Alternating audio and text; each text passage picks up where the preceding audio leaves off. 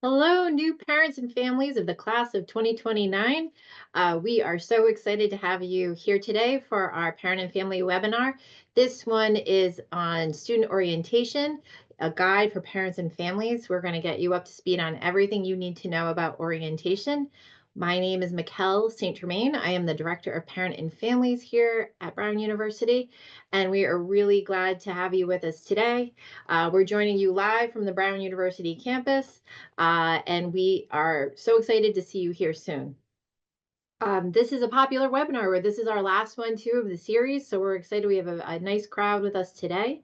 Many of you submitted questions in advance and we designed our presentation to answer many of those questions. However, at any point in time, if you think of something that you didn't ask or you need more clarification on something that has been said, please feel free to submit a question using the Q&A button at the bottom of your screen. We also have closed captions today. We have a captioner with us helping to write live captions. And so that can be accessed by pressing the CC button at the bottom of your screen. This session is being recorded. All of our previous 9 sessions have already been posted to the Parent and Family website on the webinar tab.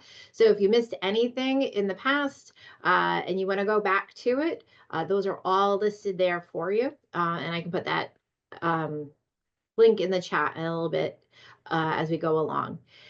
This one will be recorded and you will be able to access it in about 2 or 3 days once we have a chance to edit it. As I mentioned, this is our last webinar of the series in the summer. We're going to take the month of August to prepare for greeting you and your students on campus. We do hope that parents and families will join us on August 27th and August 28th at the Parent and Family Welcome, which takes place in tandem with your students' orientation, although your groups are separated. This is not a mandatory event. If you can't make it or you need to leave right after you move your student into their residence hall, that's completely fine. We will live stream many of the sessions that we have those days. And of course, there's always Family Weekend in October for you to come back and visit. Now let's get started. I'm sure we'll have lots to cover.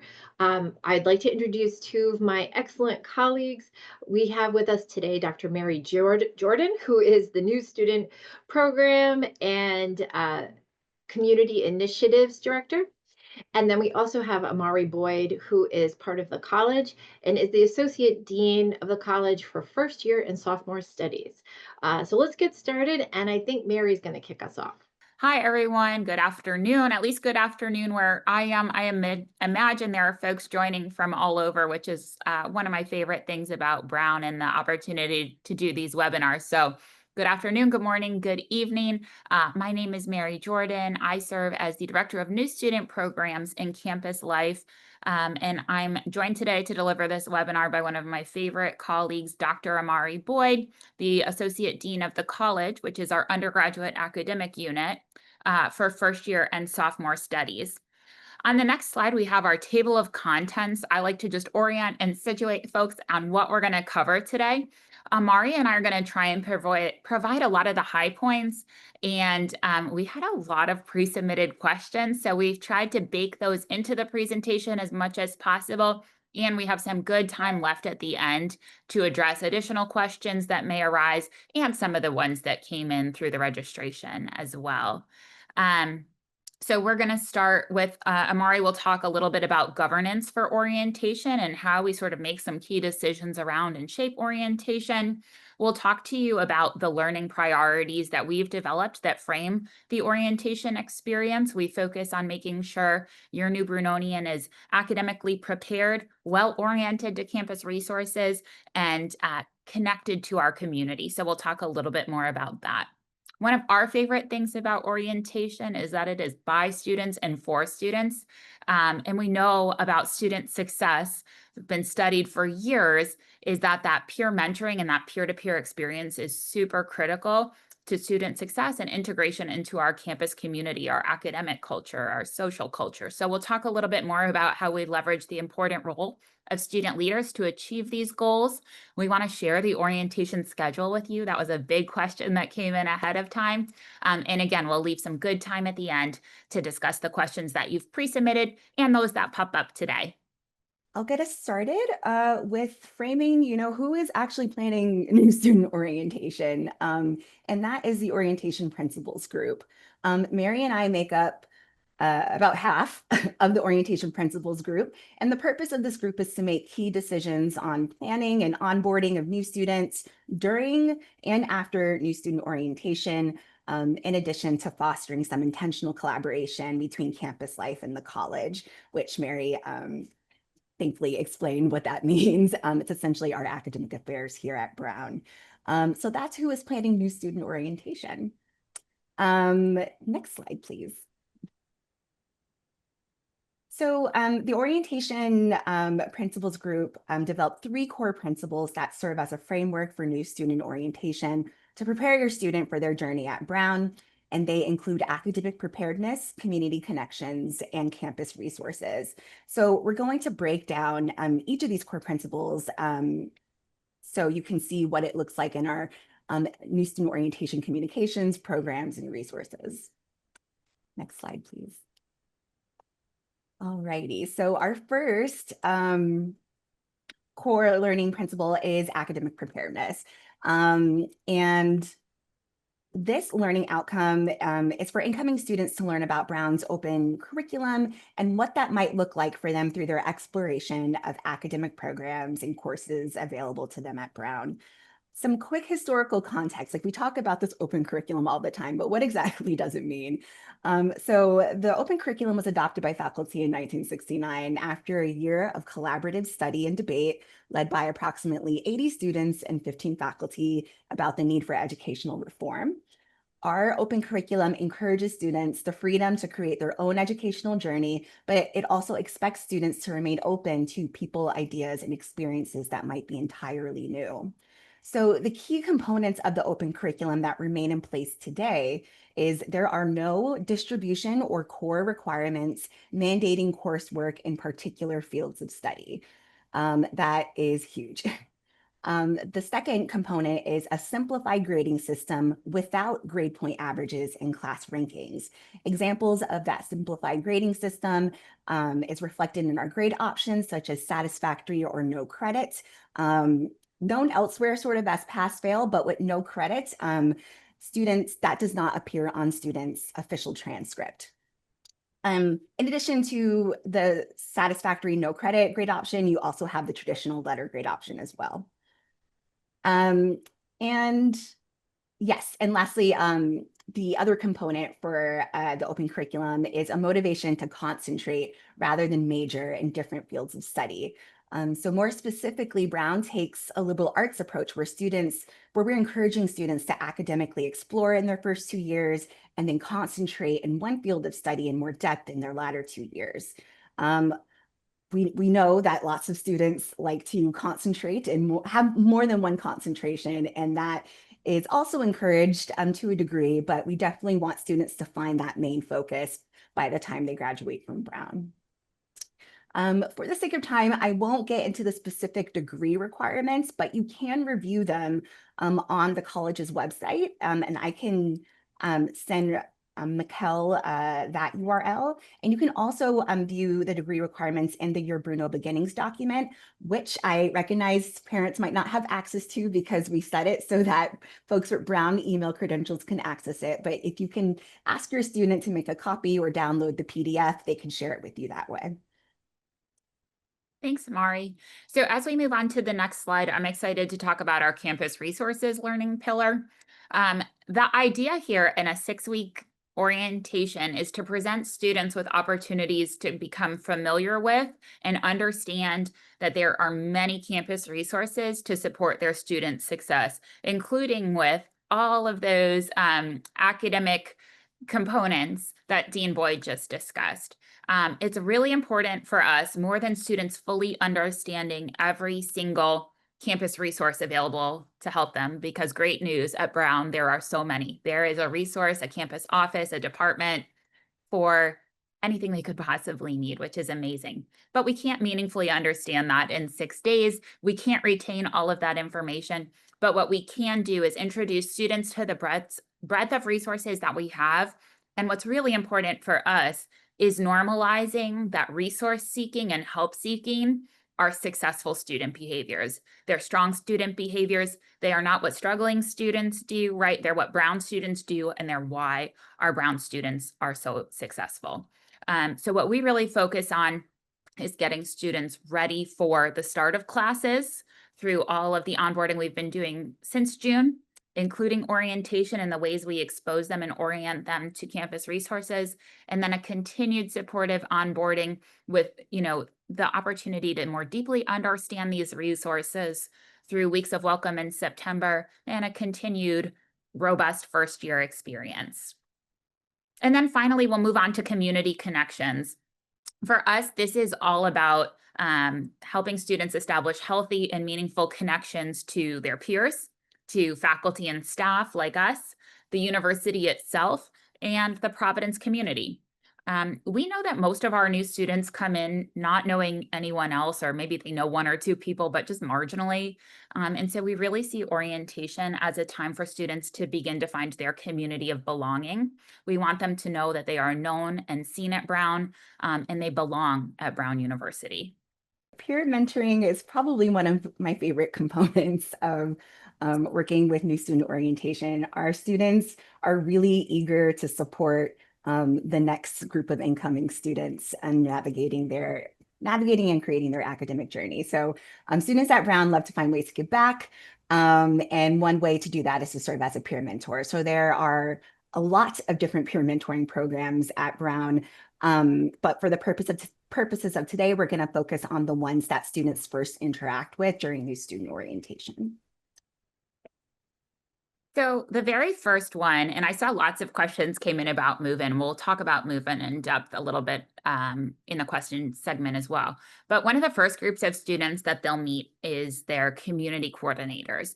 So when I was in college, I was an RA. You may have heard of NRA as probably more common language. I don't even remember, it was so long ago, a resident assistant or a resident advisor, but student leaders who live and work on that same floor with your student in the residence hall, upper division students who are responsible for supporting community development and just facilitating students getting to know one another in that dorm community. So here at Brown, I love their titles. It's called community coordinators, and that's really what it's about. They live in our first year residence halls with your students. You will meet them at move-in. They'll be handing you the keys and checking you out the carts. And they help our new students connect with their neighbors and their dorm communities. On August 27th, Mikkel mentioned our wonderful parent and family welcome reception. After move-in, we'll all peel off and go hang with Mikkel and some other senior leaders at Brown University who are excited to meet you all. And your students will go to their first community meeting with their community coordinator. They'll learn about the norms, rules, expectations in the dorm. They'll connect with their neighbors, their roommates, and then they'll go over and share their first meal together. During orientation, they'll also have a couple other meals with their community coordinator and that micro community of their residence hall floor. And on Sunday, we have this wonderful tradition called the Neighborhood Rally, which is kind of like a big field day competition among all the dorms. And it's a great way that your student will connect with their dorm community. And the CCs do a terrific job facilitating that. So the CCs have an important role in orientation, but again, they'll be with your student and that community through the entire first year. And then the final group of student leaders that are really important for orientation are our Bruno Fellows and Bruno Leaders. So Julian, if we can go to the next slide, I'll talk just briefly about them. Thank you so much.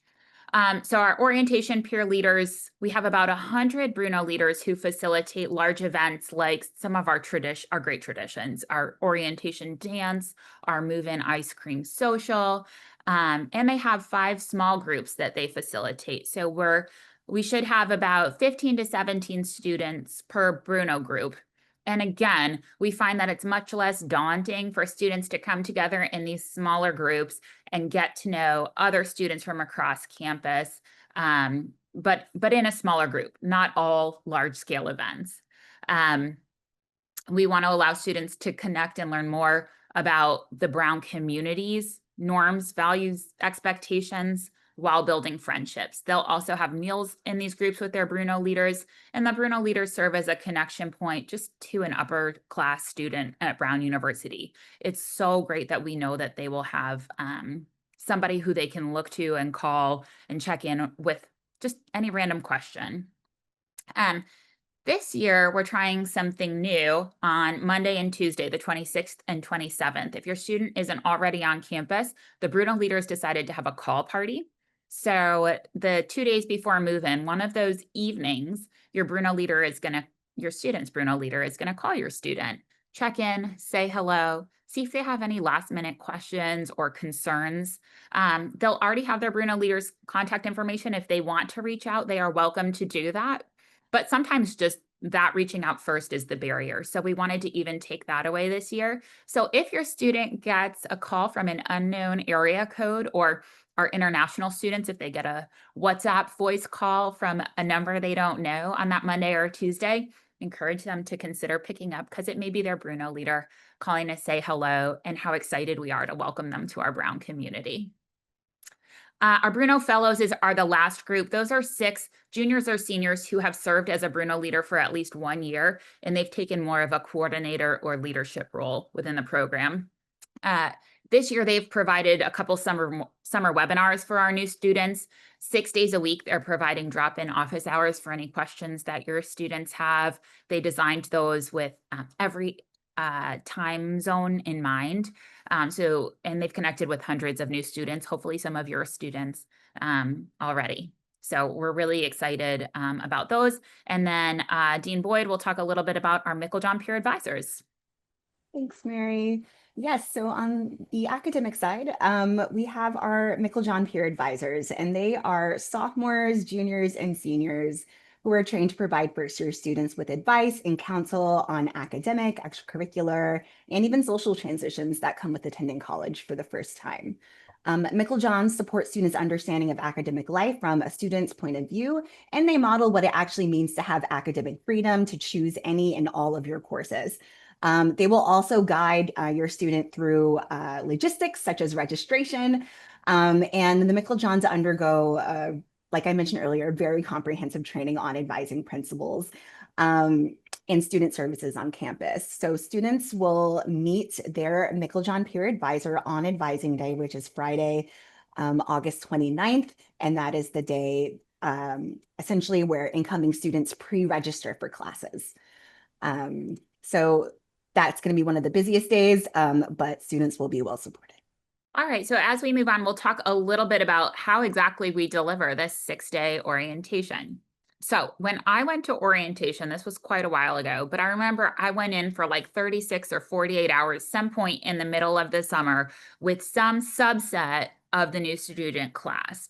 And at Brown, we do things really differently. Everybody moves in together, unless, for example, your student is a fall athlete or is participating in one of our pre-orientation programs.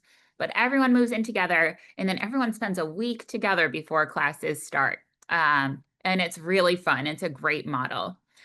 In that time, we have small group events, largely facilitated by our Bruno leaders. Dean Boyd talked a little bit about Advising Day. There's a small advising cohort with the Meiklejohn Peer Advisor and exploratory advisors that students will be part of, and they'll connect with their residence hall community. So they're meeting a lot of people, but they're doing it in ways that feel really community oriented, which we like. All the events will have a chance to look at the schedule. All of the events are, again, framed by those 3 core principles to help our students get oriented to the academic culture, all of the resources that are available to support them, and connected to each other and the greater Brown community. We also recognize that with between 1,700 and 1,800 new members of the class of 2029, some of the large scale events particularly can feel really overwhelming and overstimulating. So we have a focus on what we call sensory friendly approaches. These are opportunities for, I mentioned orientation dance as one of our wonderful traditions at Brown University. But after a full day of orientation for some students, that can feel like a lot. I know for me, that would have felt like a lot. And so we also have quieter activities inside Campus Center at the same time. We have things like crafting, we have things like video games, we have a painting event one night. So there are always options that feel kind of high energy and low energy.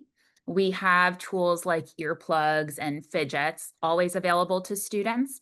And then for some of our larger events, we have a live stream option if students feel like being in a space that, like our class welcome, has student performances. It has almost like concert vibes.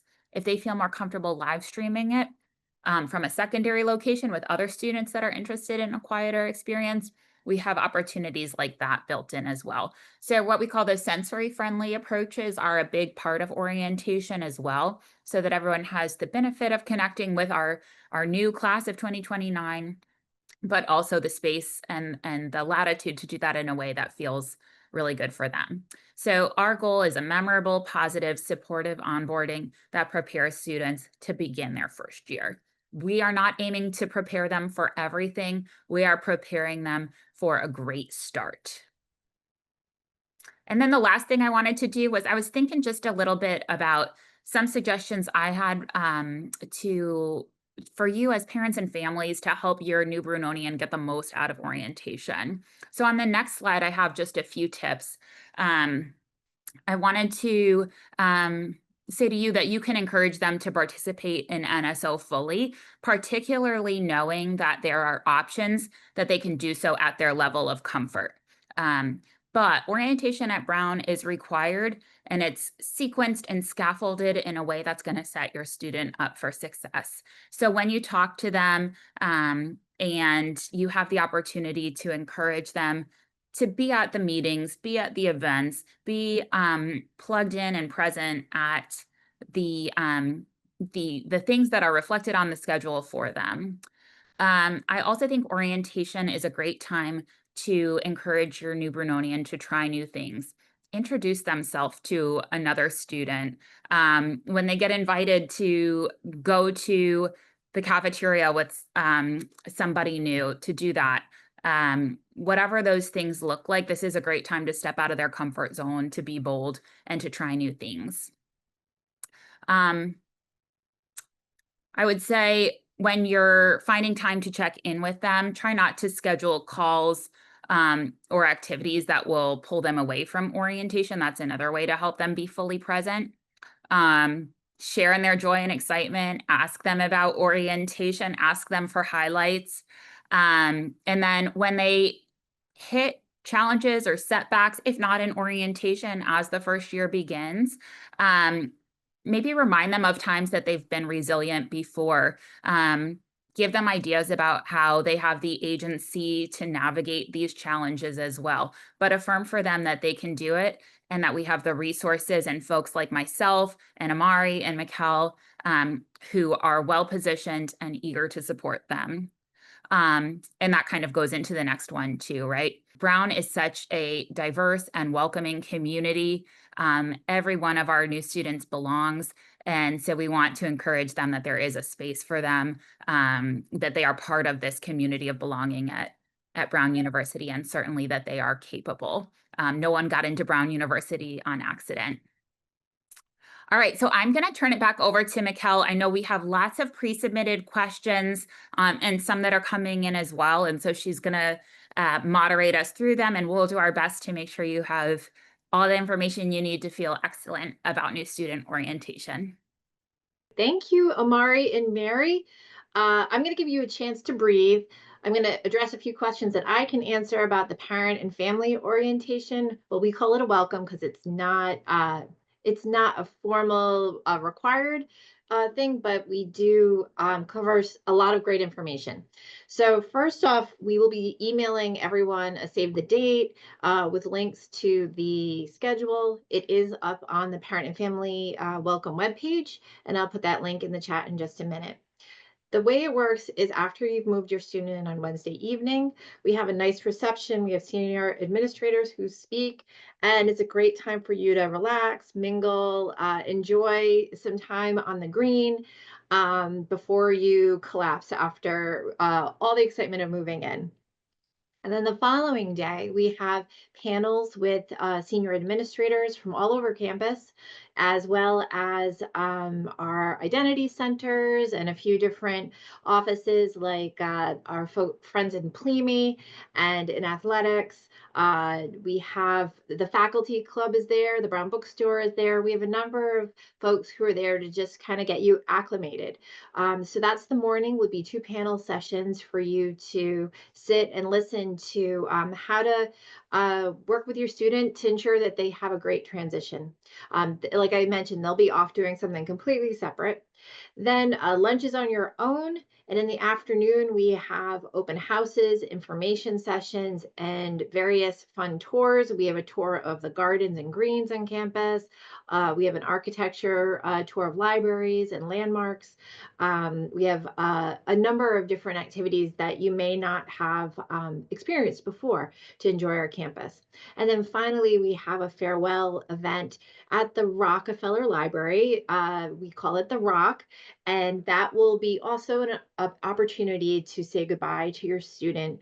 Mary and her team have organized this, so they will have allotted time slots to do that. That's the parent family welcome. If you have more questions, though, you can always reach out to me at family@brown.edu. And then we received some questions about academic convocation. For those who don't know, this is really one of the big traditions at Brown University, and it really does center on the student. It happens on the Tuesday after move-in, so the day after Labor Day. And that is when students walk through the gates onto the green, and then they listen to some speakers. But it is the symbolic official opening of the academic calendar. It's also their official entry to Brown. You probably know the tradition that you only go through the gates once, or no, not once, twice. You go through at convocation and commencement, and this is their first time. The whole event is recorded. There's a camera on the gate. So we advise parents, obviously, if you would like to attend, if you're in town or you remain on campus, we have space for parents, but the event really is tailored to students, and it really is focused on them specifically. So it is completely fine to say that farewell on Thursday and watch this in a different location when you where you can be seated on your couch and watch your student go through the gates. So that's a little bit about parent orientation and convocation. I'll get to some of the questions for Mary and Amari now. And we did have a number of people ask about transfer students, and what they should be expecting for orientation. Amari, can you talk a little bit more about how we orient our new transfer students and families? Our transfer students have an entirely separate orientation schedule. And that orientation schedule is managed by our transfer and resumed undergraduate education program advisor. His name is Avery Denaj Jr. And he's been sending out pretty consistent emails to transfer students since May. He also offers open hours, office hours. So if you have any questions about transfer credits or specific questions about items that will be on the transfer student orientation, the acronym we use, I want to say TRUE, it means transferred and resumed undergraduate education. So for all of those questions, I recommend reaching out to Avery. Awesome. Thank you. Yes. And he is a great resource. Another one of the folks that supports your student here. So Mary, we had a question. This was a general one, but I think it's a good one. Is how best can students prepare for orientation in the next few weeks? Yeah, that is a great question. So I think there are a few things we can do. Amari mentioned that we have this onboarding that starts on June 1. We get kind of the handoff, as we call it, from admissions, and your student goes from being an admitted student to an incoming or new student. We've been sending them weekly Wednesday newsletters. They're called Bruno's Welcome Weekly. And I would say reviewing those newsletters is really helpful. There's also someone mentioned in the questions I saw, right, there are a lot of deadlines and there are a lot of these pre-arrival tasks my student has to accomplish. On our orientation website, we have what's called a pre-arrival checklist, and that's also a really good place to direct them. And just ask them, have you reviewed the pre-arrival checklist? We try to build in those Wednesday reminders as well, but we always have the pre-arrival checklist on the web that's up to date.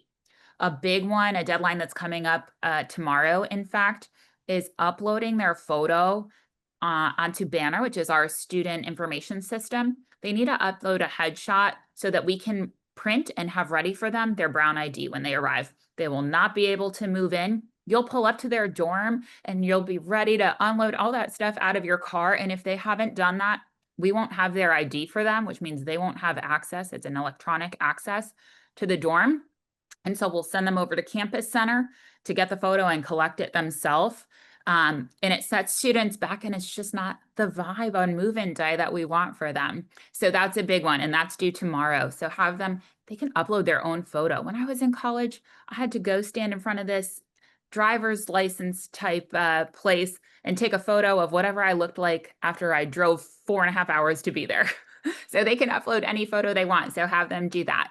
Again, looking out for messages from their Bruno leader will be great. And one more thing our Bruno leaders sought up this year that I just love is they're offering, after they've finished move-in, if they want to meet the Bruno leaders on the main green, every 15 minutes, they're starting a tour, and we're just calling it orientation tours. Again, it's like bite-sized, right on time information to not overwhelm, but it's, here are some of the key points that you need to know for orientation.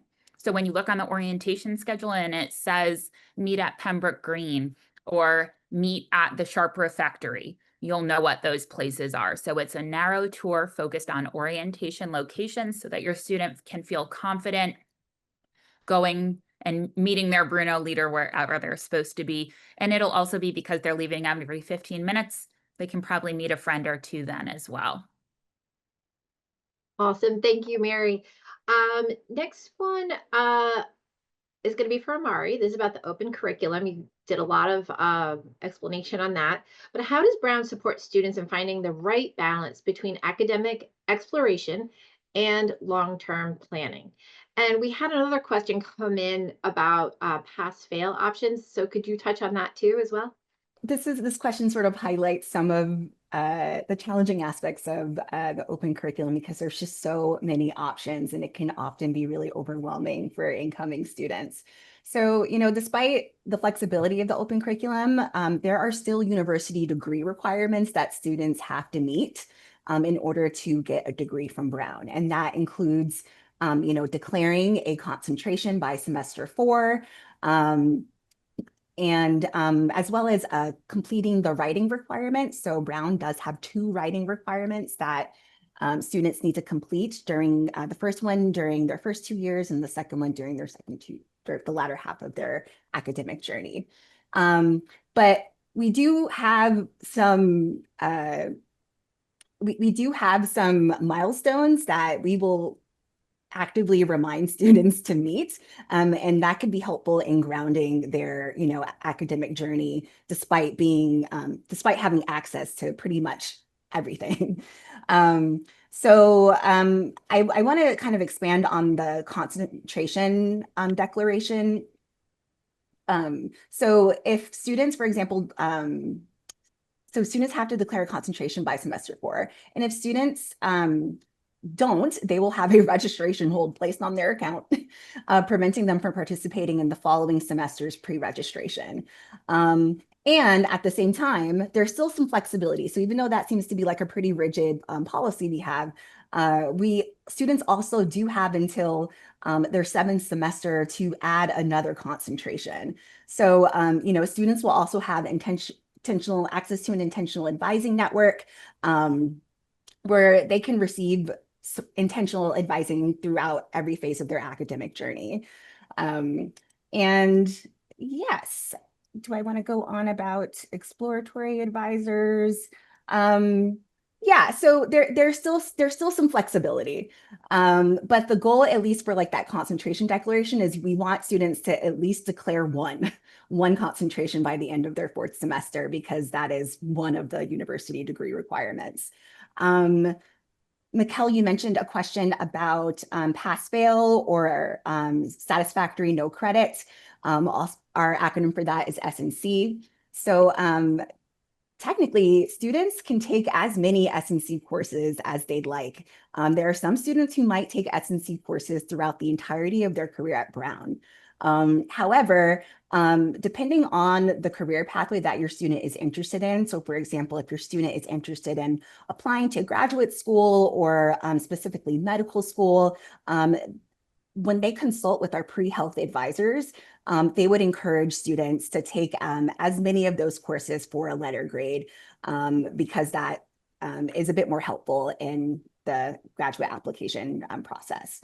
So it really does depend, but the purpose of having the unlimited S&C option is it's supposed to give students a little bit more comfort in taking academic risk and exploring the open curriculum to its fullest.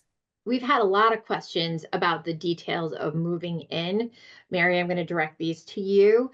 One is about, is it realistic to move in that 15-minute time slot that students get? Yeah, that's a great question. Okay, so this person, it sounds like they know your student goes into their housing portal and selects a move-in time that is compatible with your travel plans. So often I meet folks on moving day and they came up a day or two before and they've been posted up in a hotel in Providence with their family, getting to know the area. For folks who are a little bit more local, they'll often drive in that day and pick a late morning or early afternoon move-in slot. But you get to choose, your student gets to choose when they want to move in. This is when they arrive. Honestly, no one holds you strictly to the 15 minutes, but we do have what we call an unloading. It's not parking, it's unloading. But what you'll do is you'll roll up, your student will go inside and get their key, their Brown ID card, as I mentioned, which holds their electronic access to the exterior and hallway doors in their dorm. Probably some other stuff that we're excited to give them, but that's a quick check-in and hello.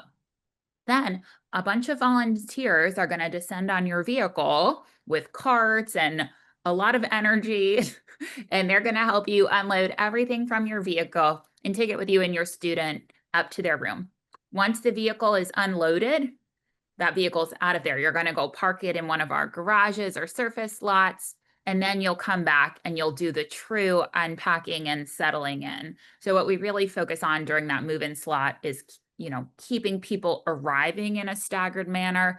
And then we have a system set up. The ResLife team has done an amazing, beautiful job of this. It's like a beautifully choreographed dance. Your car will be unloaded and it'll be out of there. And then you'll go out to lunch and then come back and unload or whatever feels good for you all, but you'll have the rest of the day to certainly move in and get settled.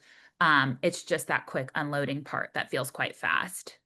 And then some folks were asking, could they see what the room's going to look like in advance so they know what to bring with them? Yeah, we can give you a pretty good idea of that. So floor plans are in fact available. I'm going to pull up a link to it. If your student is sitting right with you as we speak, you will be able to utilize this link, but it is behind our login. So I'm going to drop it in the chat. But this does have our floor plans. It's locked behind the SSO, so your student will have to log in and be able to see them. They usually contain square footage, but not exact dimensions. But it can help your student get kind of a sense of what their dorm room may look like, where the restrooms are. Usually like the toilets, sinks, and showers are noted in the floor plan. In terms of exact dimensions, they vary extensively. These are like beautiful historic buildings, and so they do vary a lot from room to room. So what we say is if you want to get just the perfect area rug that's exactly the right size and things like that, get those once you're here. We have a really fun event on Sunday of orientation where we're going to go to Costco sometime after 6 when they close. We have a brand new Costco in Sharon, Massachusetts, and they are opening up just for Brown students, and we're going to go be able to shop there. I think it's a great idea. And again, they'll be able to shop without a membership. See the space, see what your roommate brought, see how y'all actually use this space together. And then those last minute things that you need after you've been in the space for a couple days, we'll take our school buses to Costco, and they can get those things there, or they can order them, or whatever feels good. But I would say when you're first coming, less is more is okay, to get a feel for the space. But hopefully that link and the resources there can provide your student with a good sort of foundational sense. The Bruno Fellows have often also mentioned that they lived in all the different dorms across the 6 of them. So if your student wants to drop into their office hours this week, they'd be excited to talk about their first year dorm experience as well. Thank you. And a related question for those who do decide to ship things in advance and, you know, maybe aren't doing the Costco run, although we highly recommend it. How easy is it to get boxes from the mailroom where they're shipped to the residence hall itself?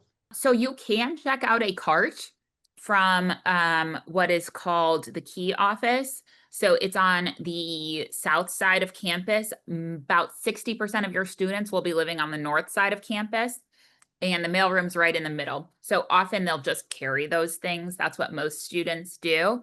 I don't think they have their mailbox number yet. And I think that's because the mailroom doesn't want to accept all their packages quite yet and hold them for a month. So they'll release that information a little bit later. They have, again, a really efficient system. I couldn't even imagine how they keep track of all of that and store all of that. One thing they do emphasize is that packages have to be shipped through, it's on their website, specific carriers, Amazon, FedEx, UPS, USPS. Otherwise, they won't accept those packages. So making sure they're using approved shippers will be important as well. But typically, we just see students grab a friend, carry their packages to their dorm. For people who might be moving to Rhode Island from a different climate, you know, mostly places that are quite warmer than Rhode Island, what do you recommend? And I'll throw that to you first, Mary. Great question. I moved to Rhode Island from Florida, so I get it. Actually, our Bruno Leaders and Bruno Fellows developed a wonderful Google packing list. And so I'm looking for that link. Oh, Mikkel, I see you found it. Would you mind to drop it in? So they've shared this list with your student, and what they said is this is a beyond comprehensive packing list. And so they suggest that you make a copy of this spreadsheet and then make it your own, the things that you do and don't want. One thing I'll say is when you arrive in late August, and your student arrives in late August, there is no imminent need for like a heavy coat, you know, maybe a sweater and a windbreaker. But if they come without one and get one shortly, that'll be fine.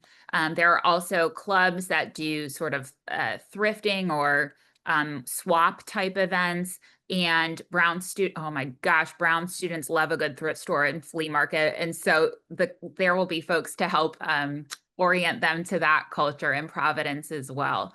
And so they're definitely moving here during summer. And so, you know, whatever they want to come with, and then again, see what they'll use or see what they may be able to find or a friend may want to pass on to them is totally fine as well. But I think that packing list that the students made, and it's from a student perspective, is great. One question came in that was about a student who got their room assignment and they're in a triple. And I remember being a triple in my first year of college. Can you provide any sort of tips to, I don't know, put a positive spin on being in a triple? So for one thing, our triples are our largest spaces on campus, and the furniture is designed with making that space work in mind. Often our students in the triples have the most fun. And I've talked to many students who talked about some initial trepidation about being in a triple, and just how much fun that they had with the folks who are in that room. The other thing is we'll come to a period where sort of things will shake out. People will do some room changes, or if there are folks who make some last minute decisions not to come to Brown, some other spaces may become available. And so not everyone who starts in a triple stays in a triple two, although most folks who do have a great time and elect to stay there. Mary, I'm going to give you a break. I have a couple for Amari. We did get a few questions that came in about specific programs and how those students are getting oriented to campus in their program. Can you talk a little bit about, so say there's a student who's in engineering or a student who's going to be part of the PLME program, which is our medical education program. All these specific programs, how do those students start to get integrated into those programs? I suppose you would categorize those as like particular programs, or I'm thinking of PLME, for example. So that's a program where students are accepted into upon admission. That's not something that they join later on. PLME has similar to transfer students, they have their own team. And students who are participating in that program would be receiving outreach from the specific members of those teams. And so I believe PLME has quite a few separate new student orientation programs, in addition to the new student orientation programs that are on the schedule that Mikkel will share with you, or has already shared with you all. Another program similar to PLME is the Brown-RISD Dual Degree Program, BRDD. Those are students who are getting degrees from both Brown and RISD, Rhode Island School of Design. Another program that students are accepted into upon admission into Brown, not something people can join later. And they also have their own team that's led by Dean Jordan Rockford and Hannah Excel. The good thing about these different programs is that we are all in communication with these folks. And so we want to make sure that students are still having a holistic experience, but are also getting the information that they need that's specific to their particular academic pathway. When it comes to academic departments such as engineering or maybe even computer science, we definitely encourage students to take advantage of the open curriculum and definitely explore. However, there are some students who know exactly what it is that they want to do. And some of those academic departments might have a more rigid, might have more rigid academic requirements. And so it might be helpful to enroll in some of those earlier classes and within their first year. And so for engineering, this is something that students don't necessarily have to worry about. They will receive outreach from members of the engineering department, but on advising day, the engineering department has elected to do a group advising session in the morning. And then they will also provide a recording for folks who, for whatever reason, might not be able to make it. Students will receive that information directly from the engineering department before advising day. If your student, and engineering is honestly the only department that I can think of that is doing something like that. Computer science, nothing is coming to mind right now. But the thing is, students are assigned an exploratory advisor. And that exploratory advisor might not necessarily be in the academic department that perhaps your student expressed interest in, and that is okay.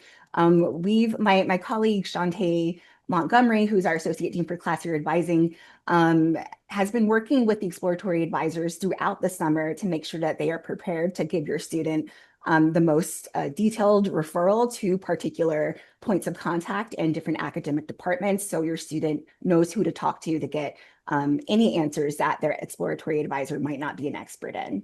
So we will make sure that your student gets connected to the right people to answer their questions.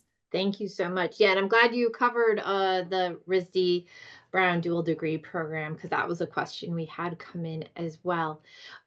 We had a lot of questions about the international orientation. So if you're an international family, and whether you should stay on for the regular parent and family welcome, a lot of the information that we'll cover in the general session will be covered in the international orientation.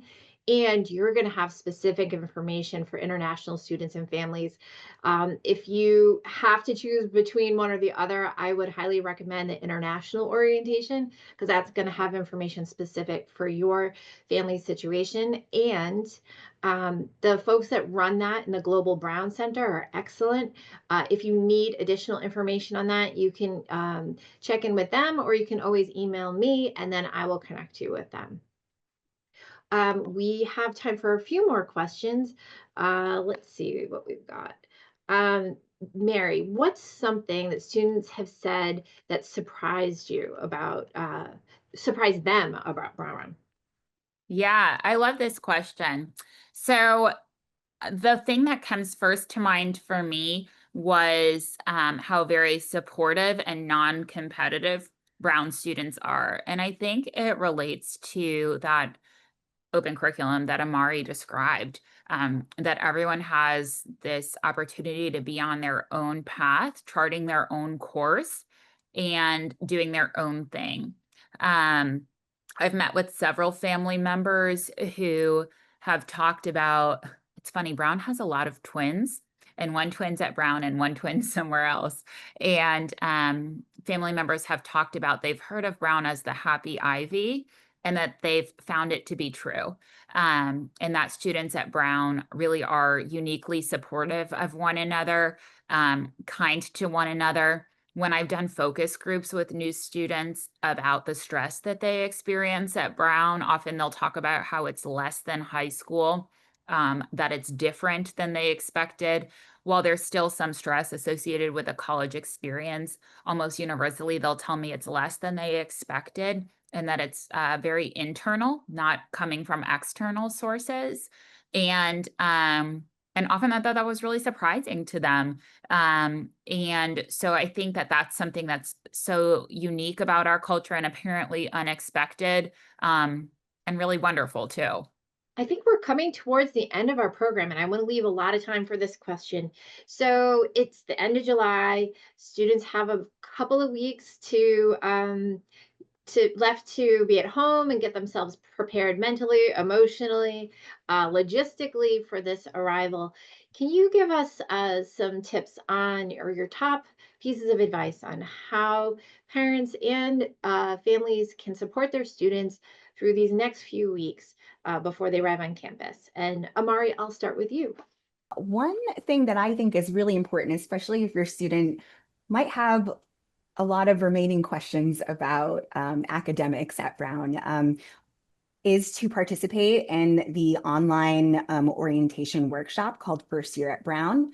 All students, actually we announce this in our weekly newsletter, and the online workshop has 3 modules. The first one covers like historical legacies and the history of Brown. But the second module, module 2, is particularly helpful in understanding all things academic, course selection, and we have a couple of videos from our Meiklejohn peer advisors. We also cover, I believe, academic standing might have been covered in module 1, but students will have like an opportunity to create a sample schedule through the second module, and that could be really helpful in preparing for advising day. Students have to submit that sample schedule in Ask, and their exploratory advisor will be able to see it. And so you can ask questions, and during advising day, students can talk about the ways in which, you know, they might still have questions about their sample schedule, or if they want to pivot. And if students have any specific questions that, you know, they weren't able to get answered, whether it's through emailing us at advising or orientation at Brown, or with meeting with their Meiklejohn and exploratory advisors. There's another section in the modules assignments where students can ask specific questions to their exploratory advisors. And that will give, that can optimize their time during their individual meetings on advising day. I'm just going to drop a survey link into the chat. This helps us to improve our program based on your feedback. So I'd ask everyone, since it's the last one, to please fill out the survey. It's 3 questions and really quick. So I'll drop that. And then Mary, your top advice. Well, I'm also a big fan of doing the work in advance. It helps me feel more confident and prepared. So all the resources and that wonderful list of pre-arrival tasks on the web, that was the type of student I was, and that would help me feel like I had done everything I needed to do, and I was coming in knowing what everything that I could possibly know to be successful. So I co-sign Amari's advice so much. And I think my last piece of advice is just, Mikkel, I love the way you framed this question, which is that like there's this shift to now all of our college students, regardless of their age, are young adults, and they're treated as adults, and they are the ones in charge of their college journey. And so when they come to you to ask for help and support, please continue to give them guidance, but please remind them that they are the ones in charge of reaching out and finding the answer, stepping out to figure out what that might be. We love to hear from you, and we're happy to hear from you. But we want to be the resource directly for your student. And because what we also want to do is build up in them the skill sets and mindsets and assets to navigate whatever spaces they're in at Brown and beyond. And so helping them navigate that transition in ways that give them more and more agency is going to be wonderful and really help them shine their bright light when they get here to Brown. That is such great advice. I couldn't have said it better myself. Yes, the goal is when they walk back out those gates once again, that they have all the tools they need to be successful citizens of the world. So we're starting that right now on day one. So this is the end of our webinar, and I just want to thank everybody who joined us today. If we did not get to your question, please feel free to email me at family@brown.edu. If I don't have the answer, I'll get you to the correct person. I want to thank Amari and Dr. Mary Jordan for their presentation today and being fantastic colleagues. I want to thank our captioner, Robin Smith, and our tech, Julian, who's been with us with so many of these webinars over the summer behind the scenes. So thank you to everyone, and we hope you have a wonderful day wherever you are in the world, and we will see you very soon. Take care.